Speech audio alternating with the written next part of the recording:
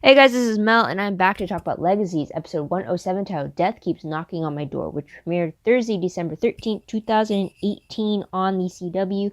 It's been 24 hours since I've seen the episode air for the first time. Sorry I took so long to record. It's just, my throat wasn't up to it right after the episode, after I did the Supernatural recording. So I'm here now, but I've only watched the episode once. I've ignored YouTube scenes of it, despite me wanting to double check stuff and everything. So this video is solely based on what I could remember from me first seeing it. So huge spoiler alert: if you haven't seen the episode already, please go to the show first and then come back and see what they say about the episode. Otherwise, my other video reminders are up on screen. Take a moment to remind yourselves of those. Also, this is the mid-season finale. It's a little short into the season, but what can you do, right? So I'm going to try to do this in 15 minutes, and let's start with that, and let's begin with what happened in this episode. So episode quote, Death Keeps Knocking on My Door, was technically written by Hope when she was writing a letter to her father, Klaus, when she took part in the Remembrance Day traditions of the school. So there's that. Timeline-wise, though, Alaric states that it's been a few days since they captured the necromancer. So it's been a few days since episode 106, which is March 15th, 2030. Also, it's supposed to be Remembrance Day for the people in the show. I don't know if that's an actual holiday for them, or that's just something that the school celebrates on its own, and it's not like a worldwide thing, because in March it shouldn't be the Remembrance Day that happens in November. So there's that. But the episode reminder is pretty much touching on lost loved ones. For Hope, it's mostly about her unanswered questions about what happened to her father. And then for Raphael, it was about his dead girlfriend Cassie and stuff like that. So it was just more focused on that. And then Alaric dealing with the ramifications of Joe coming back in 106, only to lose her again due to setting the balance back in place. So there's that. But the featured creature, I guess you can say, in this episode is the necromancer. We find out that he's supposed to be capitalized the necromancer until his legacy was erased, and now it's just a form of sorcery, which he does not like whatsoever. So there is that. But he actually looks like a member of the undead. But we do find out that, actually, I don't know. We do know he was killed at one point, but I don't know if he was killed and then he became the necromancer that had this look like he's a walking zombie himself, or if he was human and then he died and then he became a necromancer and came on this undead look and then he died again. Don't know exactly which death it was that ultimately led him to Malivore, but there's that. But episode breakdown and storylines picked up on 3 different ones. Two major, I kind of say 2 major ones and a third minor, but I'll get into it anyways. First storyline is interrogating the necromancer. Second storyline is ex-girlfriend Cassie's return. And the third one being Caleb's vampire feeding views. So with the first storyline, with interrogating the necromancer, we find that Alaric is mainly trying to get answers while also trying to figure out a way to kill the necromancer, which doesn't really fare well. While Hope tries to go for a different approach, we do find out in the storyline, though, that Malivore is meant to seal away all the supernatural creatures on Earth, or supernatural beings. So I guess vampires, witches, and werewolves don't count. Malivore is meant to be considered a permanent death, as no one remembers them, though no one remembers those who are marked for Malivore, which we've seen in the case of the dragon, the gargoyle, the arachnid, the dryad, and now the necromancer. So there is that. We also find out from the necromancer that there are 3 locks that seal away Malivore. Once all the locks are destroyed, then Malivore is open again for all supernaturals to roam free once again. Apparently, the dagger, or the knife, is 1 lock, and it was destroyed by the end of the episode. And apparently it was the same weapon that was used to kill the necromancer. Again, don't know which time he was referring to, but I'm assuming it is the one that sent him to Malivore to give him his permanent death. Also, we found out with the necromancer, or he claims that he did know Klaus Michelson in the 1920s, said he was good for business since he deals with the dead. But I'm not particularly sure if he was actually telling the truth, or if he was just riling Hope up and giving her these bad connotations with her father. So anyways, with the second storyline with Cassie's return, the necromancer brought Cassie back not only as a distraction, but as a way to get a hold of the dagger. But because of Cassie's return, Raphael struggles with the truth behind her death. Apparently, it wasn't because of the storm that he lost control of the wheel. It's because they were fighting. He got angry. That escalated things, and it led to him taking a turn too quickly. So there's that. Sorry, I took a drink. Third storyline, though, with Caleb's feeding views. Wow. Caleb tries to convince MG to try human blood, as it's the better way to go instead of bunny blood. He definitely shows the difference in strength between the two diets. We do hear Caleb refer to the concept of snack, eat, and race. He specifically mentions the Salvatore brothers because he read their process in one of Alaric's articles or one of his findings and stuff, which I'm kind of surprised that Alaric would write about that to begin with. But because of that, it led to them finding out that MG could be a potential ripper because he just couldn't stop drinking once he had a touch of human blood. So there's that. And yeah, so there's that. The last thing in the episode shows someone who has Landon's photo of him and his mom looking at a bit of footage that shows the knife, the Malivore knife, being dropped into some pit of black goo, maybe tar or something. So there is that. Their hands are covered, so we don't know who it is. There's no identifying marks. They're wearing black and stuff, so we got a mystery there. But moving on to characters, we do find out a little bit more from Dorian that the only day he asks off from work is Remembrance Day, so that he can go and honor his family in the cemetery and pay respects to them. And then we also find out, if you didn't watch Vampire Diaries, we are reacquainted with just how his family died and how every day of the year he loves his job at the school, but on the Remembrance Day he can't stand it because of the associations it has with how his family was murdered, and because they were murdered by vampires, if I remember correctly, more specifically Ripper Stefan. So there's that. With Caleb, though, he finds out in this episode what exactly a Ripper is, and he finds out a little bit more about Dorian's history with vampires and why he has certain views about them. So there's that. I'm a little surprised that Caleb didn't know about Rippers. I thought they would have covered like the different types you could come across in like the vampire specific classes. Like the witches would have their own spellcasting classes, but I guess not.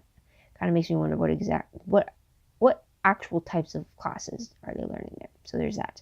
Tidbit wise, the only one I could really think of that wasn't really covered is the fact that Landon, Josie, and Lizzie are not present in this episode. It's not the first time that we haven't seen Landon in an episode, but it is the first time we haven't seen the twins.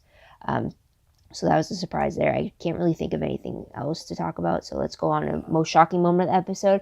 I think it has to be the fact that the dagger was a key to Malivore, and it's also the weapon that killed the necromancer, which sent him there. If you remember from the Vampire Diaries, this is very similar to the Phoenix Stone that was introduced in season 7 of the Vampire Diaries, when anyone who was stabbed by the Phoenix sword that had the Phoenix Stone attached to it, whoever was killed by that sword would be drawn into the Phoenix Stone and kind of live like their own little piece of hell with like I don't know, it's torturous, but like they were trapped in there. It's only once the sword and the stone were destroyed where all the souls stuck in the stone would be released out into the world and return to whichever dead body was closest and available to them. So the dagger and Malivore and the situation with the necromancer kind of had me remember the whole Phoenix storyline in the Vampire Diaries. So there's that. But moving on to top 3 favorite moments. First favorite moment has to be the fact that Hope wanted to find answers about her father. With the way they were building up this episode, I really hope that we got maybe a glimpse of Klaus, maybe when they dived into the necromancer's mind, maybe finding out that it was actually Hope's mind they were touching into, because the necromancer made reference to the fact that her father is around him, he's watching over her. So I thought like maybe through the necromancer we can see like a shadow of Klaus hovering around Hope, or like maybe just the back of his head, or just like a very quick cameo that it's him or something. and even though Hope might not see it, but just to truly acknowledge that he is actually there and the necromancer's not messing with us about that. So that one, I was kind of hoping for something like that throughout the whole episode, but I really like how Hope's ulterior motive with talking to the necromancer was because she wanted to find out if Klaus had found peace, if he truly did not regret his sacrifice for her, and all that. While the necromancer claims that he did die with love in his heart, the fact that he will always be by Hope's side, and the fact that he won't find peace until Hope finds peace. I hope that that's true to a sense, just so that like Klaus is still watching over her and that like he's like still there, kind of like similar to the other side. But then on the other hand, I do want him to find peace, but I feel like he won't do that until he knows his daughter's okay. So it's like, I'm really loving that in this episode we do get a lot of that old dynamic between what Hope had with Klaus, and then also it ties in with my favorite of Hope and Alaric, which is, I guess, her pseudo father in Legacies. Even the necromancer referred to Alaric as daddy when they were caught doing something they weren't supposed to together. So it's just very interesting to get, and then also made the argument the fact that you're not my father to Alaric, and it was very interesting to see that we got more of like her views on like to her actual father, and then views on the man who's kind of like taking his place technically for him, and without officially doing it in any capacity or trying to keep their boundaries. But I do like that there are no boundaries between Hope and Alaric. The fact that they aren't just headmaster and student, they aren't just mentor and mentor and student and stuff like that, because like Hope knows about his drinking, she knows how like devastated he is, she knows the history behind him, and then he knows also the dark history with Hope and like how she lost a lot of people, how she's struggling and stuff like that, and the fact that they are still teamed up together to find answers about Malivore. So it's just like, it's very interesting because again, there should be boundaries, but then also in a sense it's like there's enough trust there's enough trust between them to at least know that the other would get something done in a sense. And then also when they argue, especially when she was defying him, saying like, you can't tell me what to do, you're not my father type thing, and he just argued right back when he was trying to keep her safe from the necromancer. It's also more telling of like where those emotional lines, because usually in like arguments like these, like the true, you're not restrained with your own answers and such. So it's kind of like the same concept of like drunk words, sober thoughts type thing. So it's just, again, Hope and Alaric probably going to be a favorite for every episode as long as they have an interaction with each other. It's like, so that's good. But another favorite I would have to say that, which is surprising, was the necromancer himself. Just the way, I like the way that he held himself professionally in a sense, or like he was very like, he was methodical, but he held himself together. He was more meticulous in his answers. He was very like, it was only like in his like, when he found out that he had no legacy, was that moment you like see his fit of rage. But I like that there was still a sense of like, what was it? I want to say decorum maybe, but it's not like with other creatures, they just attack and like, there's no answers, there's no reasoning. There's just like, you are like they attack, and like, that's it. But with this one, he was very different from what I remember. I mean, with Supernatural, I mean, I didn't mention this in Featured Creatures, but Supernatural did show necromancers a few times, most recently in, I believe, episode 6 of this season. So it's very different. A necromancer is a witch, so for them, necromancy is a type of sorcery for them. But for this one, he mocks the fact that, no, I'm not just a parlor trick for sorcery and stuff like that. He also did confirm that the Grim Reaper was a hack that he did not like. But like, the fact that he was able to control the dead the way he did, even though it was annoying later on, but it showed a huge difference to the way I'm used to for necromancers. So it's just, I liked how different he was. I mean, the Dryad was a little different too. She was a lot more pleasant, but she was still giving her answers and stuff like that. But he was like kind of like the opposite side, but still more civilized in a sense. And I'm wondering if we'll see him again. But anyways, moving on to top three peeved moments. Sheesh. Okay, first one was the fact that I didn't understand why Cassie wasn't locked away behind a magical barrier like Joe Laughlin was in the previous episode when she came back as a zombie. I mean, they both came back as a zombie, yet Joe was being held with more suspicion, and she was put behind a barrier and such. And yet with Cassie, that wasn't the case. She ended up being able to roam free, and yet because of it, she stole the dagger and got it transported back to Malivore. So it was a peeve of mine that they took all these precautions for the first zombie that was close to them, and yet they didn't do the same for the next zombie that walked into their doors. So there's that. Another peeve I would have to say was that because of like all the like the Day of the Dead type of stuff, or like the dead loved ones coming back and like this whole zombie thing, I was kind of expecting a flood of spirits, especially with the necromancer kept talking about like MG's grandmother being around him, and then like Klaus being around Hope, and then like how he talked about like Cassie was being around Raphael. He was talking about all these different spirits being around the living, that I was kind of expecting like a flood of spirits to return like it did in episode 307 of the Vampire Diaries, when the ghost invaded Mystic Falls when the veil was briefly dropped. There's a timer. So I was kind of expecting something like that. So I was a little disappointed that I didn't see some familiar faces in that aspect. So there's that. But moving on to what will I remember most when I look back on this episode. The fact that it's mid-season finale, for sure. The fact that we got a dive with the necromancer, got a little bit more of letters from Klaus. The fact that the title is Death Keeps Knocking on My Door will reference the zombie, so at least that will help for sure. But I'll leave it at that. But what will I remember? Let's move on to random questions before I repeat myself. But the first question is, what do you think the meaning, or what do you think the two remaining Malivore locks are? I personally think one of the locks is the necklace that Landon's mom had in the photo. So there's that. And if that's the case, I'm thinking maybe she abandoned Landon because she couldn't really find a way to contain the necklace without destroying it, because then destroying it would defeat the purpose of keeping it away from Malivore. So I'm wondering if that's why she left him behind.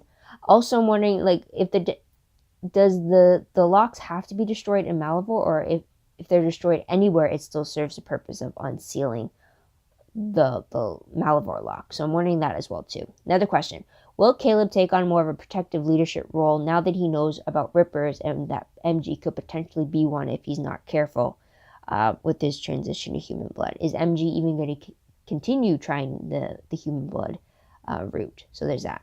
Last question is, where were Lizzie and Josie? I mean, I understand like in this episode they weren't really necessary to the specific storylines. I feel like they'd either be a distraction to a sense, but like they live at the school, so I don't understand what type of reason they would have to not be featured or not to show up. I mean, it's not like if like, oh, they went away with Caroline for like a mother-daughter weekend type thing. It's like, no, Caroline's around the world somewhere trying to find answers to save them. So it's like, where exactly were the girls that whole time? So that's a random question there. But moving on to predictions very quickly, based off the promo for 108, it shows that it returns January 24th, 2019, and it shows that Hope rushes to save Landon, who at the end of the episode triggered his wristband thing to let Hope know that he needs his help. He needs her help, and it looks like Landon is being held hostage by something. So there's that. Because it's still a good few weeks until the episode returns, there is no synopsis released at the moment, so I'll leave it at that. Otherwise, this episode was pretty good.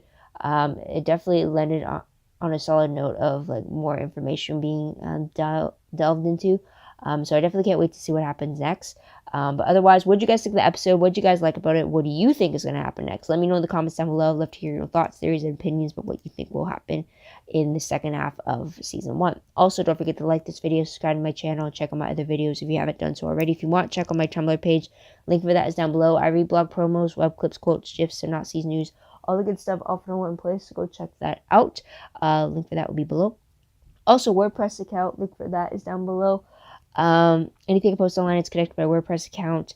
More organized, more detailed. It's still a work in progress though, so again, keep that in mind. But otherwise, I think that's pretty much it, guys. So thank you so much for tuning in, Thank you so much for your patience. I hope you come back in the new year to see what I have to say about the next episode. But until then, guys, this is Mel. Wish you all a great day, a great week, wherever you are. I hope you have a safe and happy holidays and a happy, happy new year. So until then, guys, this is Mel. Wish you all bye for now.